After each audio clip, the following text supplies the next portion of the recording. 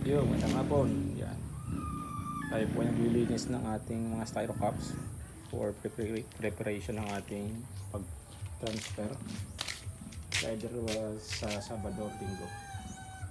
Yan. About 400 heads po yun ng lettuce. Seedlings, ayun po sila. Then sabay natin sa Linggo yung delivery natin sa Pasig City.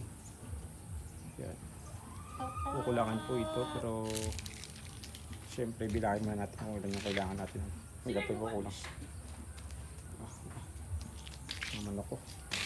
So konti lang yan from 200 plus ngayon 405. Ano buti na nakisama yung panahon na yan. Bilang ko nasa 100 plus lang ito. Dahil meron pa tayo nagagamit doon. Na more or less 400 din yung nakalat.